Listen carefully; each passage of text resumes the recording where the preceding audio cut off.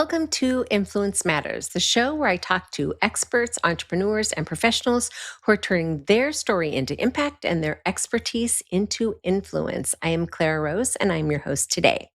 Today's guest is Caleb Nelson. He is a men's performance coach, and he helps men to escape the burnout cycle and to reconnect with their purpose. His work focuses on rebuilding identity, lifestyle, and mission so men can show up stronger in their health, family, and in their work. He is also the host of the Naked Sunday podcast, which we, of course, have to talk about that. And help me welcome, if you will, Caleb Nelson. Are you with me, Caleb? I There am you here. are. Welcome. Thank you so much for having me today. I'm So excited to be here. it is my pleasure. So we'll get to the whole podcast thing in a bit. But first of all, I read your short bio, but tell us what you really do in this world. Ooh, what I really do, my hope, if I can do one thing for somebody, is to be able to answer the question, who are you? And I will say that's been the question I've struggled with the most in my life.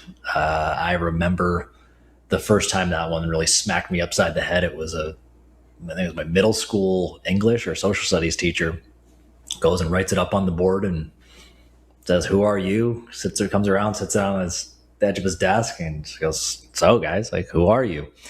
And that's, I don't know, 25, 30 years ago now, and it's stayed with me. And through the whole journey of everything I've done, the persistent, "Who are you? What am I doing in this world? Why am I here? How do I fulfill upon that and stay connected to that?" Is a journey I've been along, and when everything I did, it seemed to always gear back towards helping somebody do the same, because maybe if I could help enough other people, it helped me find my own purpose. And I like to believe perhaps it has. So that's where we're at. So that is your purpose then, helping people find their purpose, perhaps. Seems odd, Perhaps. right? Well, and I'm a firm believer that we are all, created with a purpose. We're all created, to bring something specific to the world. So I think, unfortunately, it often takes us a long time in life to reach the point where that we even recognize what our purpose is. So somewhere along the line, you decided that men's performance coaching was that answer. So was this accidental, or did you, right, one day go, oh, I find That's a this is great question. fulfilling work? Yeah. How did this happen? Oh, how do I answer this one?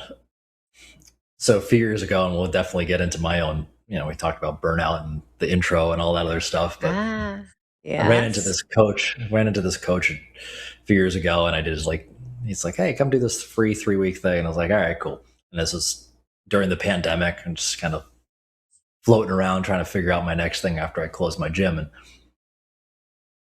he's like, so many people get so caught up on defining their niche and this and that. They try to like just start there, and everybody forces you into this box. And it's like, you haven't even started coaching yet, people. Now, mind you, I'd had a couple gyms, and at that point I've coached a few thousand people. So I'm like, oh, I think I'm more advanced, blah, blah, blah, blah. But he's like, here's the real approach. Just start coaching people and your niche finds you. And boy, is that true, because we start off really not knowing ourselves. So we cast a very wide net. And I've coached women, I've coached men, I've coached retirees, I've coached kids, I've coached teens, I've coached college athletes, I've coached professional athletes, I've coached, I mean, you name it. From like, I was telling my dad the other day, I've coached 6 year olds all the way up to 86 year olds, and everything in between in all the different life stages. And I think we eventually come back to, if once we're really honest with ourselves, like, we're trying to coach ourselves at a certain point in our life when we needed this is the thing we needed.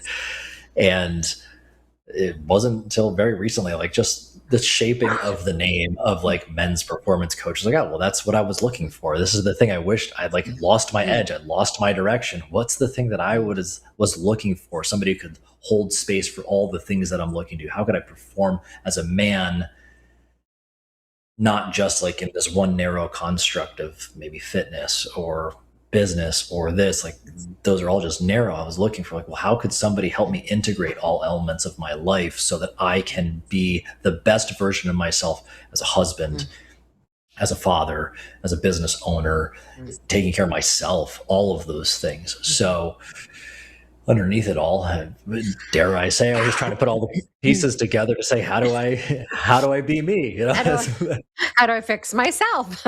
Right? How do I fix Well, myself? I think that it's, so important, the holistic approach to things. I think too often, people pick those things apart, and you can't truly separate all of the pieces from yourself, even if you try, right, to separate the pieces. I have people often say to me, "Oh," because I'm very open about my faith, right? So I'm a Christian, and if you know me for 5 minutes, you know that that's true. I'm unapologetic about it, and it, like, permeates all areas of my life, as I believe it should. And so people ask me, "So do you just work with Christians?" I'm like, "Well, no.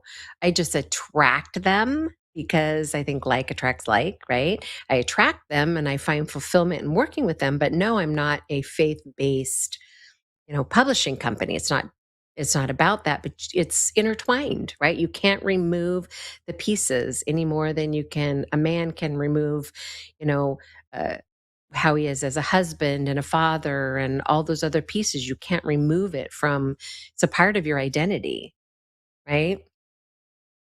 And so that holistic approach makes perfect sense in my mind, at least. Yeah, well, I appreciate you saying that. And it took a long time for me to realize this, but, and this is what I tell everybody now, is that your lifestyle sits on top of your identity.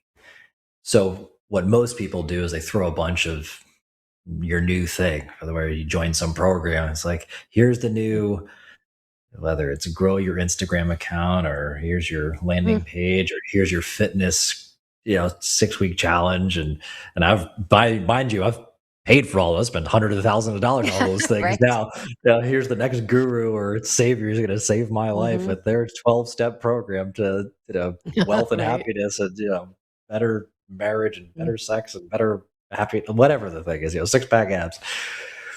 And what I find, I get people, and they're finally at the end of that rat race. Are like, well, you get something out of it.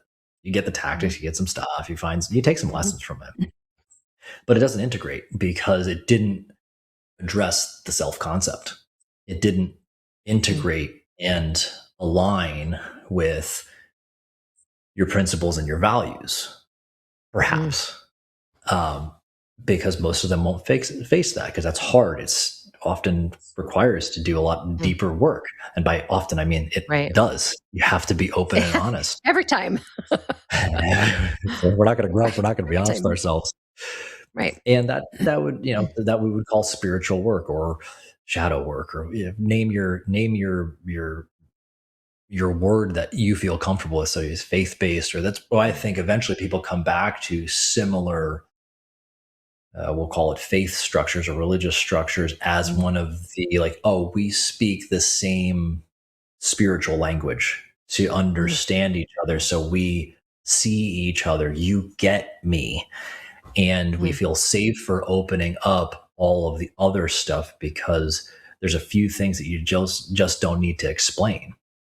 And to that effect, everybody eventually finds this out. Like, I grew up in a cult, and the amount of times I've had people after they've heard that, like, well, I kind of grew up in one of those things too. And it's always like very rigid, dogmatic, yeah. religious structures in some way, shape, or form, a lot of guilt, shame constructs, and those things, and felt very oppressive. They felt very locked in. Go figure, those people tend to want to Mm, rid themselves of any type of mm, rigidity and whatnot. So mhm, they tend to be entrepreneurs or high performers, because they're just like, it's their semblance of control. Like, I control me. I mm, climbed the ladder enough.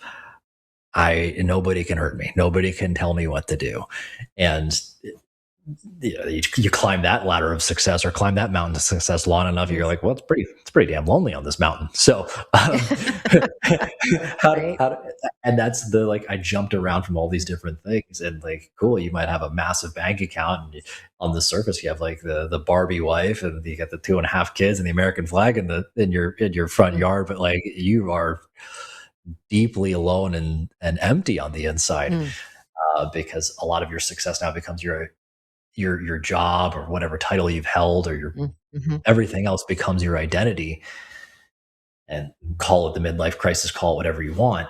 That's where mm, that happens, because you have run from that. So finding somebody that can feel similar in those early upbringings and those early problems, those early pains of breaking free of, or just maybe some warmth and some commonality, like, oh, we're kind of coming home to ourselves in a way that is more healing. Maybe we stop running mm, from, we look to espouse and reconnect to that, but as more of a fully grown, mature adult, where we maybe don't mm, see the anger, the hate, the pain, the whatever, the fear that we ran mm. from in the beginning. Now we come back maybe with some more empathy and some understanding. Oh, maybe mom and dad didn't have it all figured out, because God forbid they're human beings and they're going through this life experience. Oh, well, Right. I felt that kind of way, and I had that client, or my kid said this, or Mhm, like, oh man, mhm. I really didn't know what I was talking about when I told mom and dad to go screw yourself, that kind of thing. Um, Right. so I've kind of, Because yeah, you'll learn this it's about me. I venture into different lanes, so I've kind of veered off in a lot of different paths here. no. No, I think that's it's super insightful for, and I think we all, or at least most of us, reach a point in our lives when we realize, oh, you know what, our parents didn't have it all figured out, right? Right. So you look, but when you're young, you think, ah, my parents broke me, and right, we all blame our parents for, all of our mistakes and all of our flaws and all of our right, all those things, right? So we're like quick to point the finger, and then at some point in life you realize, oh, uh, they were just human as well, right? And I can look at my own life now that I'm much older and I have children and grandchildren and now even a great grandchild. Like, I view life so differently. My the lens of my perspective has changed so much from when I was a young woman, Mm. right? Blaming my problems on my parents. So I think that's a place, if you're not there yet as a human being, that's a place that your coach can help you go, right? And help you maybe realize, right, that I think that's hugely insightful. Oh, So I want thank to talk about your performance coaching, like the program a little bit, what you do, because I think people, well, men, because you work with men specifically, are going to be interested in knowing how that kind of works. It sounds very one on one, right? This you. is not a group coaching experience when you're right when you're digging deep into the feelings and such, right? So it's a one Into on my one soul. experience when they yes, let's bare our soul in a group. Women can do that to a certain extent, but I don't see men being super comfortable in that. I could be wrong. Not as much. You'd be surprised. I think there is like a lack of brotherhood that we're seeking. Mm, Like, we lose a lot of that team environment after we maybe mm, leave high school or college athletics, and we're seeking that. I think that there is a massive cry for that in current day. And ironically enough, last night I have a Wednesday night boys' night every week. It's like church for me, and it's just me and a couple buddies, and we have a one deep question that we bring up every week, and we go around the mm, table and we ask it. Anyway, I was talking about having a retreat eventually, and a men's retreat, where I think that stuff can come to the surface in a space where, like, oh, that's doesn't have to be so scary, and like, oh my god, we can talk about feelings, and then like we can also rag on each other and have a good time, and like feel like, mm, we're boys too, like the same thing. mm, But yeah, so specifically the things that we work on is very, I look at my coaching style as like you're hiring a best friend. And the way I say that is, there's two sides to my opinion of great friendship. Is both, you accept somebody for who they are, like, cool, you've got stuff, you have messed up, you have done things good things, bad things, everything in between. This is where you're at. Mm. That's like the warm, loving embrace. Like, I see you and I don't judge you. The other side is accountability. And it's not so much I think of the classic high school football coach, like screaming in your face, like, don't be Mm. whatever, choose your expletive Mhm. word. Uh, it's more, how do I help you align yourself with what you care about? You say you have these aspirations. The people I work with tend to have a lot of like impact and purpose driven type of things Mm. that they're looking to espouse and pour into the world. Mm. You Right. have all these things, but you're stuck in this weird gray area. You maybe have lost your edge. Like, why do I feel this malaise, or I can't just willpower myself through things? Mm. Well, the problem is your entire identity has been wrapped up in surface level labels. So whether it is your religion, your bank account, your job title, your marital status, if you're a parent or not a parent, tends to be a lot of parents because you start to Mhm. think differently about the world when you have kids. I've Mhm. yet to meet somebody who doesn't. Uh, Whatever it is, like, we can add every single label because there's a million labels apparently now in the world, that we just want to keep coming up with new group names to belong and feel Mhm. like we're not alone, yet feel more and more alone every single time it happens. Right. Uh, Correct me if I'm wrong. The Nope. problem is, like, we're juggling all these identities, and it's like saying every time I go from work to home, like the ground underneath me just completely shifted. When the reality is, Mm. your center, your identity, your foundation underneath you always needs to be the same. And so the first thing we really need to take care of is your principles that you stand upon. And that's your Mm. identity. When you think about your life as your values and your principles, that, what I would call, from layman's terms or non-secular, I'm getting the right term there, like, it's spirituality. What is my Mhm. identity? And those are able to flow into those roles. So if my principles and my values are this, well, how do I apply those as a father? How do I apply those as a Mm. husband? How do I apply that even as a son? How do I apply that as a business owner or an executive or a friend, or to my body? How am I applying those? Well, the answer always becomes pretty much the same thing. And Mm. that's a lot simpler Mhm. because you're not taking off one suit of armor and then putting on a new one every time you Mm. walk from place to place to place. Dare I call this authenticity? You're just the same person Mm. everywhere you go.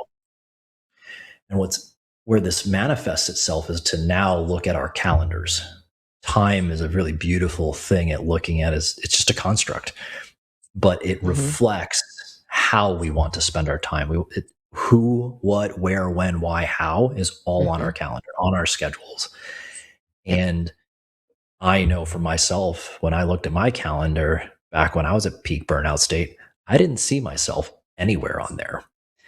And if you feel burnt out, men that are listening to this, chances are you feel the same right now. Mm. And that should tell you something. If you feel a lot of obligation, you feel a lot of weight, you feel a lot of heaviness, you feel a lot of overwhelm, maybe persistent anxiety, when you look at your schedule, it's because it's a lot of have tos. I gotta, and you're running from this to this, Mhm. putting out fires. Well, it's because of that. When you change this, you start to reorganize your life. You start to build more space because you start to get very clear on who, what, where, why, and how you want to be spending your time. You start to leverage your time more intentionally. Ironically, you find that you get a lot of time back because you were just busy spinning your wheels, Mm. mostly staying distracted to avoid the existential angst you've been dealing with. So that happens. So lifestyle design becomes part of it. That will affect, what are your health practices? How are we making sure that Mm. we're taking care of your body, your mind, your spirit, your emotional well-being? Mm. How are you showing up in your marriage, in your as a parent, as a father? How are you showing up at work as a leader?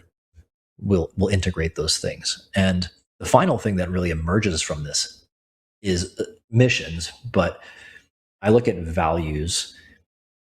Say we're going through the jungle and we're trying to trek a new path. the mountain that's behind all the trees and the brush and the things, that's your purpose. But we have this jungle of vines and stuff that's in front of us. Mm, Your values and your principles are the machete that helps you chop it away. And as you keep going, it becomes clear and it rises. There's a story. It's out there, but the first time it ever connected with me was my father. He's an artist and he studied at the San Francisco Art Institute. And he was talking about like who he admired as like the masters. And he was talking about the David mm, as like a sculpture. I think it was Michelangelo that sculpted it. When asked about, well, how did you create the David? He's like, it was always there. I just removed all that was not David. mm, And the same thing mhm, is here. Our values strip away the excess so that we can just leave ourselves and our true being. And that is the purpose, the expression of our gifts. Uh, some call it unique genius. Some people call it zone of genius. Some mm, people, whatever it mhm, is, like our God given talents. And that emerges, and we find whether it's rising in your current path in your as an executive to maybe you want to be the CEO of X company and change the culture and such and such and such, or you're going to pivot in your career path and you're going to open your own business, mentorship, what have you, whatever the thing is where you're like, this is my calling. I knew I was called for something more. That becomes very clear. Whereas other people will try to just jump ship, blow their entire life up, have a divorce, they just blow all these things up because they just don't feel mhm. connection. Like, well, let's just start all over and I can just do these things. I'm the lone wolf and no, I don't need anybody. Uh, Uh, that that might have been the most, I don't know, efficient or concise description of what work looks like with me. We talk about feelings and other stuff along the way. I promise not so scary, but like it's a couple dudes just like let's just talk. It's almost like let's talk through that's this. But you yeah. have a foundation, right? You have something, and I've heard a lot of people talk about, in the executive coaching, performance coaching, that space, a lot of, as I just talk with a lot of people, talking about the process, but I've not heard them talk about it in that way before, like starting from that foundational identity being, your values, your core values. That's like the weapon, the tool, right? Or the what shapes the rest of it. And isn't it Yeah. interesting that It's hard. That's the so reason why. often, yeah, it is hard. I'm sure it is hard, right? To get to the core of those things. And maybe why some people struggle more than other people because they have a firmer, they don't have as firm a grasp on those core values.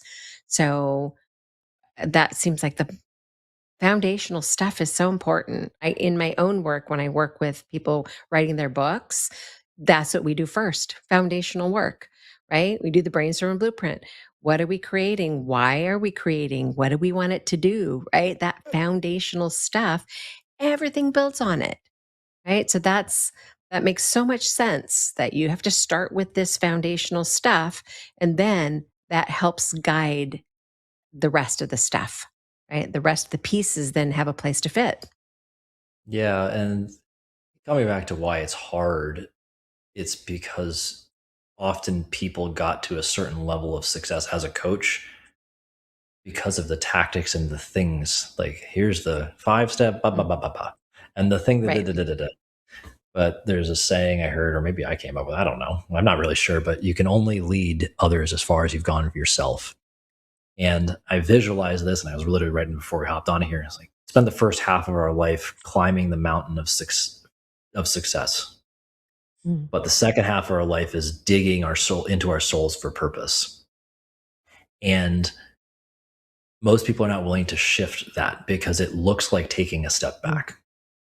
And mm. there's a book that really changed my life. It's called The Big Leap by Gay Hendricks. I recommend it to everybody. A life coach I had, she recommended it to me, and it was. I took a year before I actually read it. I was like a dum dum. I should have read it right when she told me. And but there's something called these zones. So there's the zone of incompetence, competence, excellence, and then Mhm, genius.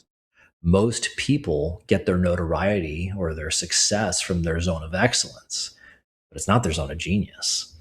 and they run into what's called an upper limit problem, where they find ways to just kind of destroy themselves and bring themselves back down because there's this clinging to this old identity. Well, I am such and such and such and such. And for me, I was a gym owner. I was like, oh, I'm the fitness guy. I'm great. What if I'm not the fitness guy? Now who am I? Am I nothing? Right. And, Oh, yeah. Yeah. and Scary. it requires that. And it's often a lonely path. But it's not to say they're bad, and it's all valuable stuff. And I've learned a ton from all those types of programs. But it's the next step, especially if nobody's had a great model of what that looks like. Maybe they didn't have a very present father. Maybe they didn't have the opportunity for therapy or coaching. They didn't find somebody that they really trusted to explore this stuff that's the feelings in a way that's meaningful, but also not like, sometimes therapy world just gets really like, let's just keep talking about that feeling and just like spin ourselves in circles. Like, I've worked with a lot of men who are just like, I've been to therapy, and then we just got to this point. I was like, they just wanted to talk about the same thing and drudging up the past. I was like, I'm ready to move forward. Well, that's the difference between therapy and coaching. Coaching is like, well, where are we going? Like, let's move forward with life. Like, got it, stuff happened. And we do need to do that. If you don't like, what I think is super valuable about your work with, like, what's your blueprint, how you do the stuff is, well, if you don't know where you've been, you definitely are going to repeat the problems of your past. You need to understand this. Sure. And that way you can channel your energy appropriately. But eventually it's got to be going forward, and kind of what we're talking about here. What I think, I associate a lot of things to building. And if you're going to build a house, mind you, I've never built a house, but I've worked with a few construction people in my day. And like, the most unsexy, but most important and most expensive thing you spend your time on is building your foundation. Because if you build it in mud, the first storm that rushes through is going to, the whole thing goes away. But build your foundation, then you have your blueprint. You got to clear it out first. You got to first clear and make some space, make your blueprint, and then you start to build. But most people just shove a bunch of new habits and tactics and stuff down your throat because whatever. That's like shoving 10 pounds of junk into a 5-pound bag. Nothing will stick. Nothing will stick. Yeah. And if we can instead give ourselves permission to take a step back, unpack some of the stuff, like, oh, cool. Like, well, no wonder I was stressed out, because I'm going 1,000 miles an hour to the left, but where I want to go and need to go is to the right. Well, that was a lot of extra effort to get nowhere, to come right back to where I'm at. So why don't we just slowly start going right? I'm making more progress than what I was doing beforehand, but it doesn't feel as hard, bro. I was like, well, yeah. Sorry, like, grind, like the hustle and grind culture that got you here was great. You have work ethic, but you're not, like, what got you here will not take you there. You need to adjust strategies, and it's hard because you have to wean yourself off your old drug, and then deal with something new, deal with yourself to be able to bring about your actual definition of success. And that just takes patience and time and reapplying. Shift. It's a scary shift, but it takes courage. And that's why so few will make it. Yeah. Dang it, we're out of time. Thank you so much for, really quickly, where can people connect with you? Where can men connect with you? Yes, the easiest way is go to my Instagram. I am Caleb Nelson on Instagram. You'll probably see a lot of pictures of me and my daughter, little 1-year-old, probably drooling. I don't think I have any drool or spit up on me right now. Puking on you. Yeah. Okay. It's real life with Caleb here. So yeah, that's the easiest way to find me. That's right. Perfect. Okay. Thank you for being here, my friend. All right, guys.